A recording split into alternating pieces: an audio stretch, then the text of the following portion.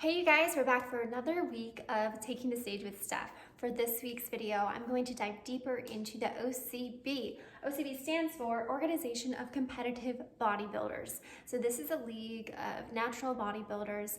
These shows tend to be a little bit smaller, so you can sometimes have a little bit more of a competitive edge because there's not as many ladies competing against you. So I really like this league, and a lot of my competitors that I work with online tend to gravitate toward this league. So let's take a closer look at it today. Let's take a look at the OCB. This stands for the Organization of Competitive Bodybuilders. And this is their homepage. And as you can see, they have 6 different categories. Pretty basic, very similar to the NPC. Now, last week we talked about our first league spotlight with the ABA, and they had a lot of different smaller categories within bikini, ones in which you could wear one-piece suits and gowns and sports outfits and such. Well, not in the OCB. The OCB is a lot more traditional, and there's bikini, and that is it. So in the bikini category, you have to wear a 2-piece suit, clear heels, you can wear minimal jewelry, and that's it. So let's go ahead and take a look a little bit at what's going on this year in the OCB. If you click on events and amateur competitions, you can see that they do have many competitions scheduled for this year, 2021, all the way through the end of the year. They're all within the US, okay, no international competitions. If you click on membership, you'll see that it is $80 to join the OCB. Now, going into guidelines, it's important to note that in the OCB, they do drug testing. They do want all of their athletes to be drug-free for at least 7 years. Okay, so everyone that competes is going to have to take a polygraph to attest to the fact that they are drug-free. And then also those that end up qualifying in the pro division must also pass a urine test. So they're very strict about it. I do think it's a great league to compete in because it's a level playing field. You know that everyone that you're standing on stage with is also drug-free, and there's no one that has kind of a head start. You can see the list of substances that they don't allow. There are a lot of them, so make sure you check this before you decide to compete in this league. All right.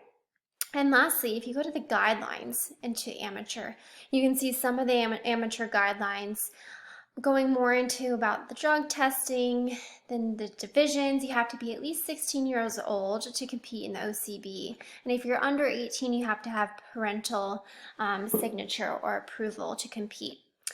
The debut in their league means it's your first competition ever. And novice, as in most leagues, means maybe you've competed before, but you've never placed first. Open is open to everyone regardless of experience or age, and then you can also be categorized based on your age. If you go to guidelines, to categories, and to bikini, you can learn more about the bikini category. You can see what your front pose should look like.